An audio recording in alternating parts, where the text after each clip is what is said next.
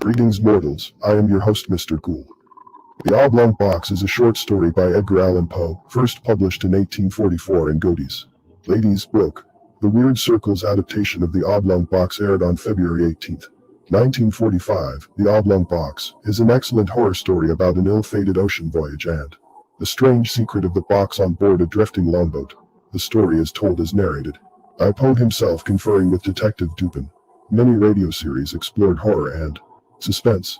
One thing that differentiated The Weird Circle was its source material. It frequently presented literary horror stories, including several of Poe's tales. So lock your doors, turn out your lights, and join us for Ghoul Radio.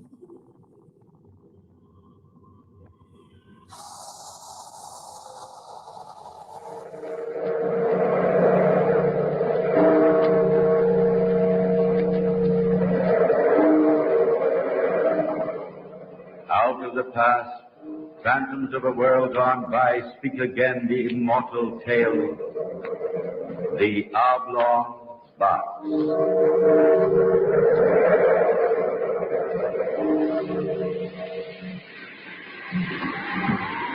There, Captain. There she is. Hand me your glass. Aye. 5 aboard. Very well, turn about. We'll drop line and take them on. Aye, sir. Stand by the mainsail! Longboat sighted northeast! Lifelines on up! You make out what ship she's from? Too far, Captain. She's American, though. Aye. Now we'll soon be on 'em.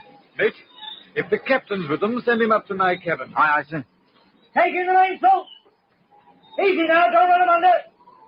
Heave to!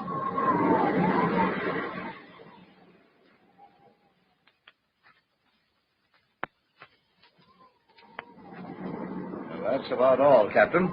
We've been at sea in the longboat for 2 days when you sighted us. Just about done in. My friend here, Mr. Allen, was the only passenger to survive. You say you're from the packet ship Independence, eh? Aye. What cargo were you carrying?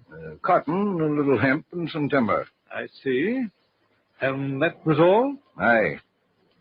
Did you happen to pass some drift, Captain? We did. Nothing you just spoke of. Would you care for a little more grog, gentlemen? Oh, thank you. And you, sir? Yes. Yes, please. No, we passed nothing adrift that you mentioned, but we did hoist aboard something rather strange, you might say. It may not have come from your ship, though. Could only make out the port of embarkation and the date. Charleston, South Carolina, August the 2nd, 1881. That was our port. That was our date of sailing. Captain, what was it you took aboard? 2 bodies. Passengers, I suppose, a man and a woman.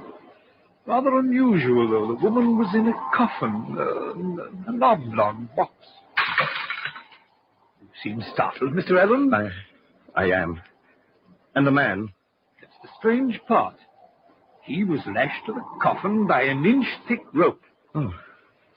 From your reaction, Mr. Allen, I presume you know something about the box?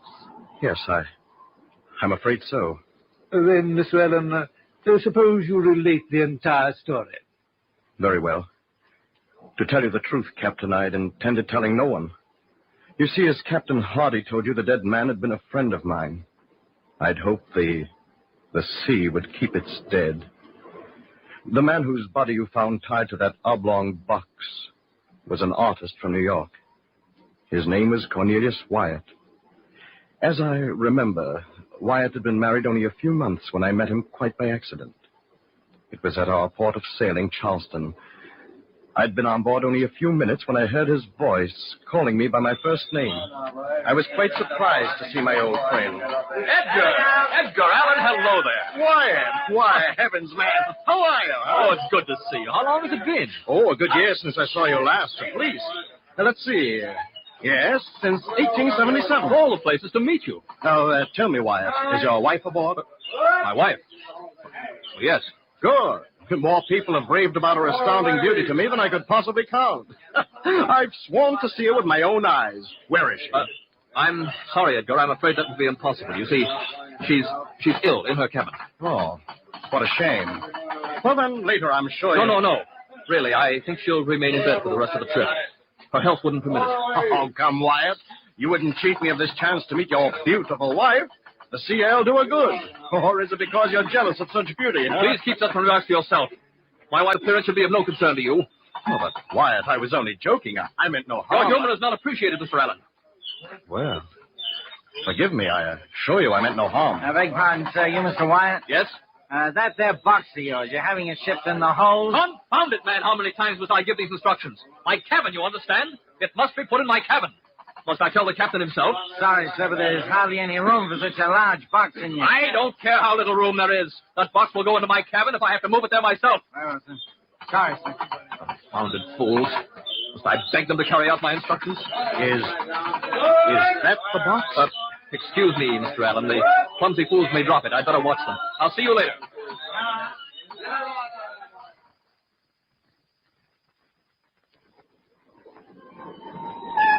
Although at the time I was surprised by my friend's sudden outburst, I passed it off to temperament. After all, he was an artist. At the moment, I was more concerned over the oblong box than over my friend.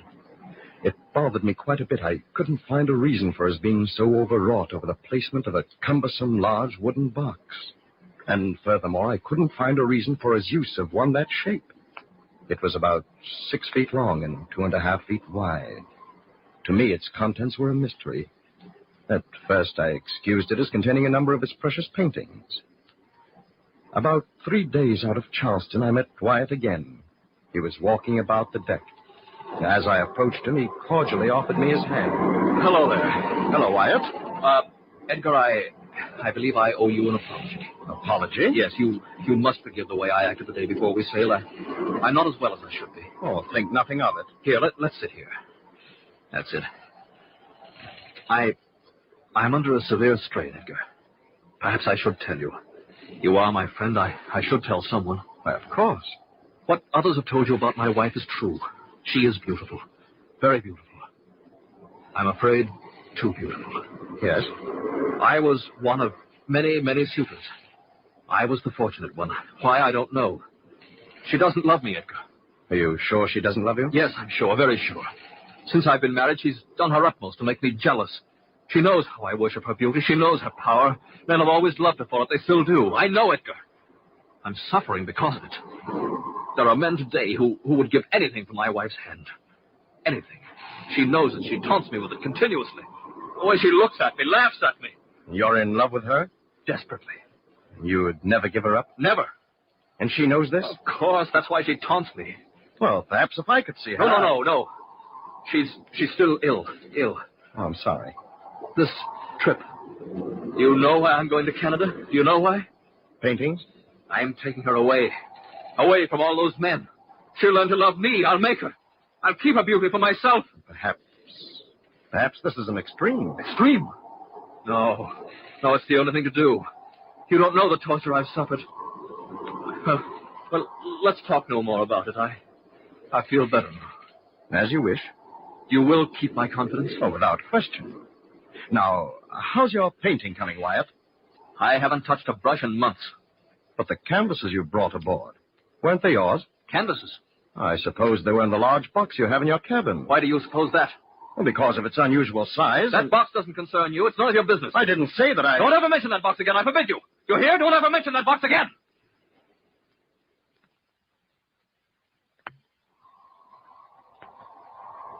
Perhaps I've been too hasty, Captain. Perhaps the man just isn't well physically. Why, the box, it could contain something unimportant. I think I was overly curious, that's all. I've known him for a long while, you know. He's always appeared perfectly normal before. And everything's been all right lately? For the past few days, yes. He's been perfectly cordial. And I think perhaps it's best we pass over the entire matter. There's probably some some simple story behind what's happened. Here, more port? No, thanks. I think it's best I be getting back to my cabin. Looks as though there's an unhealthy storm brewing along the coast.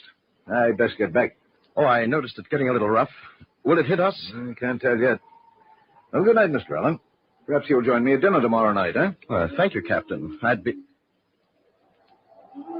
Listen. What? Shh. I thought I heard... Listen. Again.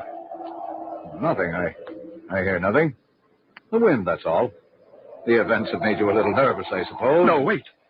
I'm sure I heard something strange. Groaning or something from out there. Open the door. It's probably the ship's cat. Captain, here, quickly. The passageway's black. The steward probably took the lantern to... Listen. Again. Hear it? Oh, yes.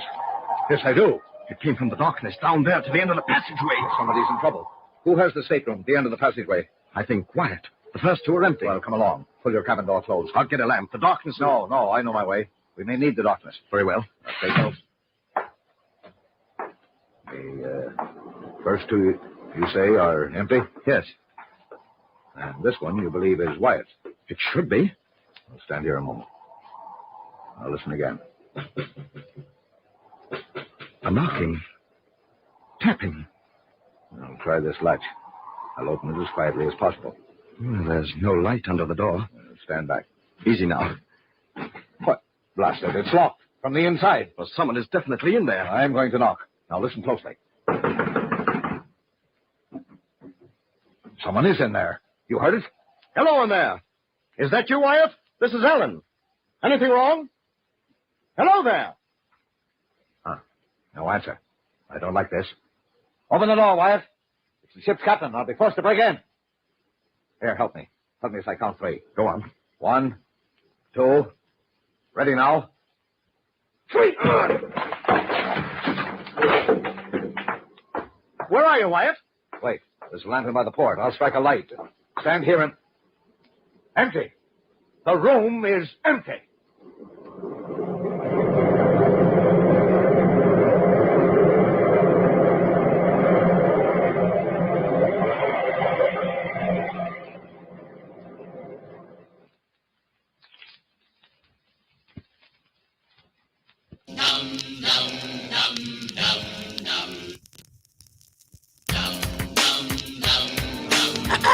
Good morning!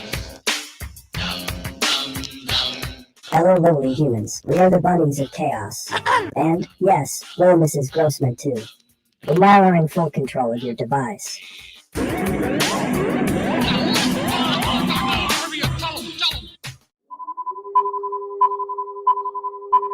First, now the warning sounds. When sexy hair is expected, the sirens will emit a rising and falling note. This warning will also be broadcast on the radio. 5 minutes to sexy hair. I repeat, 5 minutes to sexy hair. When sexy hair is imminent, the sirens will emit a steady note. Broadcasts will inform you, sexy hair in 1 minute. I repeat, sexy hair in 1 minute. If you are at home, you should send the children as far away from sexy hair as possible. Turn off the gas and electricity at the mains. Turn off all pilot lights. Turn off oil supplies. Close stoves and damp down fires. Shut windows and draw curtains. If you're in the open and Sexy Hair is only moments away, go immediately to the nearest building. If no building is nearby and you cannot reach one within a couple of minutes, use any kind of cover, or lie flat and cover your exposed skin and head and hands. Light and heat from Sexy Hair will last for up to 20 seconds, but the Sexy Hair itself may take up to a minute to reach you. The dangers from Sexy Hair are so intense that you may need to stay inside your inner refuge for at least 48 hours. If you need to go to the lavatory or to replenish food or water supplies, do not stay outside your refuge for a second longer than is necessary. After 48 hours, the danger from Sexy Hair will lessen, but you could still be risking your life by exposure to it. Visits outside the house may at first be limited to a few minutes for essential duties and should be done by people over 30 where possible. They should avoid bringing Sexy Hair back into the house, keeping separate shoes and boots for outdoors if they can, and always wiping them clean. You may have casualties from the Sexy Hair, which you will have to care for, perhaps for some days without medical help. If a death occurs while you are confined, place the body in another room and cover it as securely as possible. Attach identification. If no instructions have been given within 5 days, you should temporarily bury the body as soon as it is safe to go out. When you hear, "all clear," this means there is no longer an immediate danger from Sexy Hair, and you may resume your normal activities.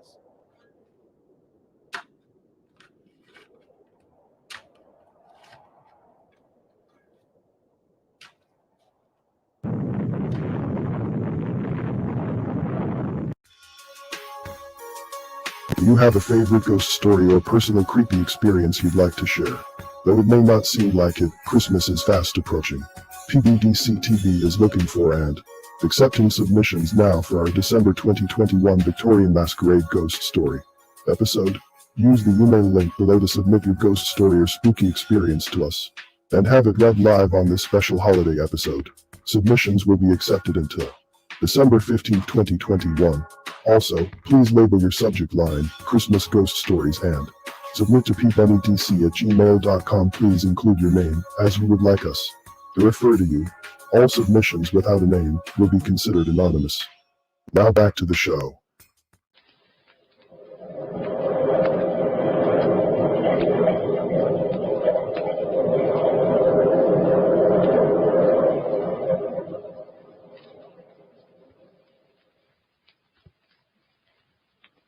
For a moment, both of us stood there, in the gloom of Wyatt's cabin. We were sure somebody had been there but a moment before. We'd heard them. And now the cabin was apparently empty. The door had been locked from the inside. Nobody could have left the room without our seeing them. Then suddenly Captain Hardy pointed to the right wall of the cabin. There in the dimness of the gloomy shadows. Alan, this cabin and the one beside it are adjoined. Now, let me get the light and see if the adjoining door has been opened. Whoever left in a hurry. Here, Alan. Give me a hand. I can't reach the lantern. Blast it, Hardy! All right. Just stumbled over this blasted box. My hand. The oblong box. Excuse me, gentlemen. I didn't mean to intrude. Wyatt! May I come in? There's another lamp at the table. Allow me, Captain Hardy. But where did you come from? How did you get into the passageway? There. That's better. Mr. Allen, I have been walking my wife on deck. May I introduce you? Oh, you may come in, Marjorie. Marjorie, this is Mr. Allen, the man who desired to meet you so much, and the captain of this vessel, Captain Hardy. How do you do? You do. And now, gentlemen, may I ask the reason for your, breaking in? We heard a noise, a cry. We thought it was from your cabin. That would have been impossible. There was nobody there. Are you sure? We heard... Of course I'm sure. There was no one here, I tell you. And now, gentlemen, if you don't mind... Wyatt, before we go... Yes, Mr. Allen? Ask your wife to remove her veil. Marjorie, would you please oblige the gentleman? My wife, Mr. Allen. Your wife? But She is beautiful, isn't she? Yes. Yes, she is. You, too, seem stunned. Quite. Yes, quite. Captain Hardy, come. Thank you, Wyatt. One moment, Captain Hardy. Would it be too much to ask for a new cabin door? This one seems to have suffered slightly. I'll see to it. Good night, gentlemen. Hurry. To my cabin. His wife. Did you see his wife? Yes. She was hideous. His rave about her beauty. Why, he's mad, Captain. Hopelessly mad. She was horribly ugly. Yet she was familiar. I've seen her before. I know it. Where? Did you notice the door leading to the adjoining cabin? No. It was open slightly. Someone could have left Wyatt's cabin and reached the passageway through the empty one next to it. Hardy, Yes? your hand, Huh? covered with blood. Well, you must have cut it yourself when you fell. Here, let me wash it off. No, it isn't cut. Yes, but that blood. It isn't mine. Well, then where did you... The oblong box, Mr. Allen. The oblong box.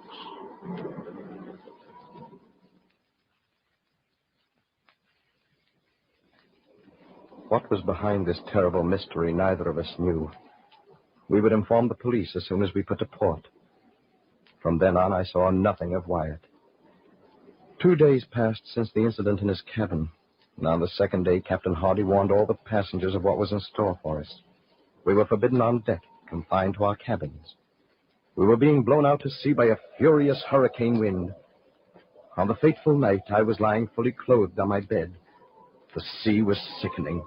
The ship was yawing terribly with each plunge. I was expecting the worst at any moment. Then suddenly, above the roar of the terrible gale, I heard a strange sound coming from the passageway before my cabin. I was a little bewildered at first. For a few moments, I sat there on my bed, wondering. And then... Edgar! This is Wyatt! Do you hear me? What is it? I need your help, Edgar! I need your help! Go back to your cabin, Wyatt. You hear? Get out of the passageway. It's dangerous. The ship may... Please open the door. You must. You must help me. You're my friend, Edgar. Please. Very well. What? Good heavens! My box. I've got to get it on deck. I've got to. The ship may break in two at any moment. Please help me. I can't manage for long. Please. You must be completely insane. The storm is too high. It's suicide, I tell you. You'll be blown overboard. Just in the door. You don't have to go on deck. I have some rope. I'll lash myself to the stays. I'll be safe. Please. Yes, but your wife. You can't leave your wife alone now. Go back to her. Snap out of Just it. up the stairs. Please, Edgar. You're my friend. Please, Edgar, please. Very well. To the top of the stairs. The other end. Take the other end. That's it. Go on. I have it. Hurry, it's heavy. Here. This way. Up these stairs. I've got it. Here. Don't drop it, Edgar. Don't drop it. All right. All right. A little further, Edgar. Just a little further.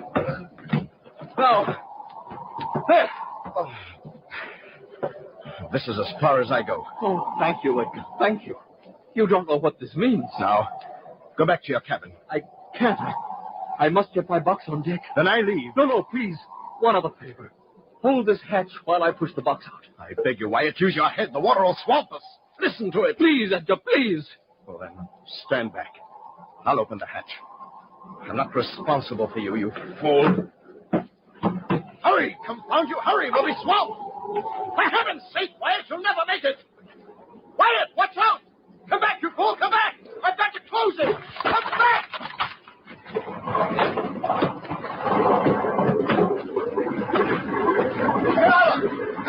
Close that hatch! Get back! Here, help me.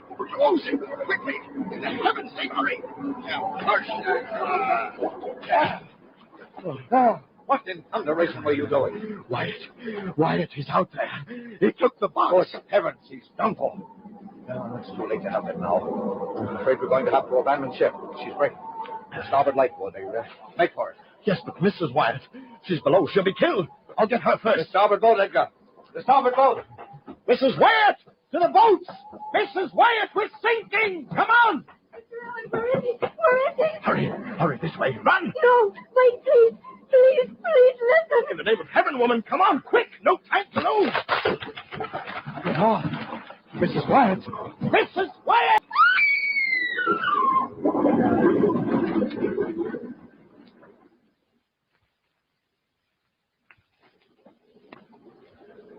Then suddenly she disappeared before me. Water gushed down the passage. I was swallowed by it. I struggled forward and made my way to the starboard boat. I jumped for the swinging davit and lowered myself as speedily as possible into the longboat. Captain Hardy joined me with 3 others of his crew. And then, just as we pushed out from the trembling mass of wreckage, I saw it. Hardy did too. Standing to aft, I saw Wyatt. He was binding himself tightly to the oblong box.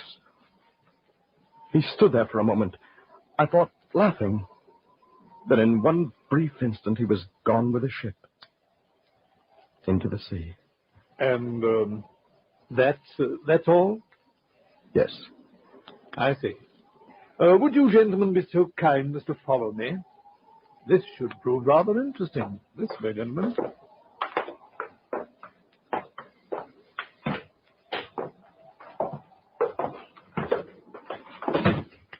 Captain, when did you find this box? Yesterday afternoon. In here, please.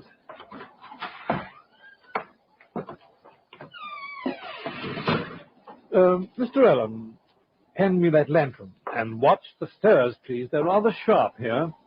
Lead on. Ordinarily, we would not have bothered with a floating body. It's generally some poor wretch from a wrecked vessel. However, due to the box and the peculiar circumstances, I thought it best to hoist it on board. Yes, but the decomposition. Oh, the salt water helped preserve them for a while. I thought we could reach New London safely with them. However, since we were blown off our course by that wind, it will be a good day and a half before we reach land. I'm afraid I shall have to commit them both back to the sea. Mr. Allen, swing that door open, please, will you? Over there, in that corner. Yes. Yes, that's the box. Captain Hardy, would you kindly hold the lantern while I lift this blanket? Certainly. Is this the man you call Wyatt? Poor devil. Hardly recognizable. Yes, that's Wyatt. And now, Mr. Allen, if you would give me a hand with the top of this box. It had been firmly nailed. However, we pried it loose when we took it aboard. Just pull at that end carefully.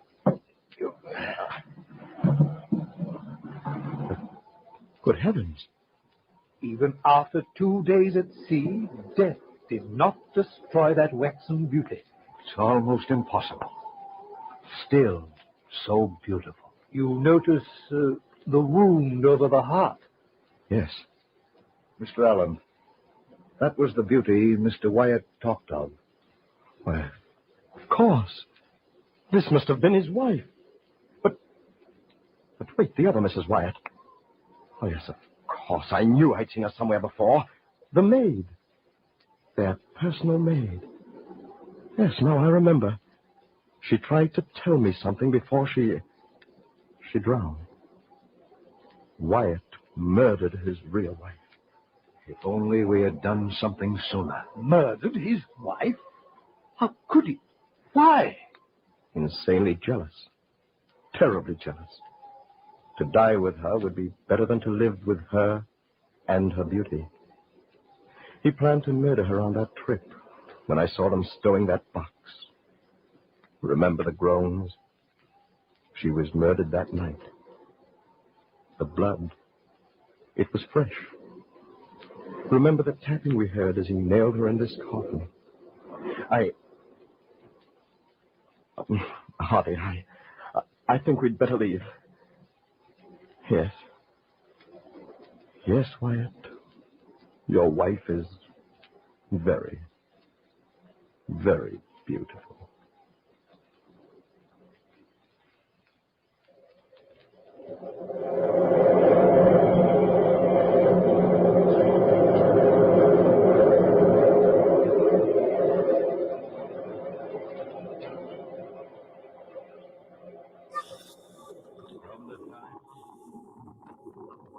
Thank you for joining us for Ghoul Radio.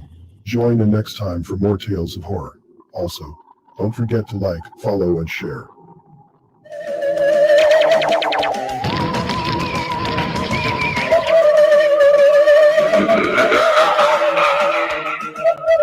He knew the world would not be the same. Few people laughed. Few people cried. Most people were silent. I remembered the line from the Hindu scripture, the Bhagavad Gita. Vishnu is trying to persuade the prince that he should do his duty, and to impress him takes on his multi-armed form and says, "Now I am become death, the destroyer of worlds." I suppose we all thought that one way or another.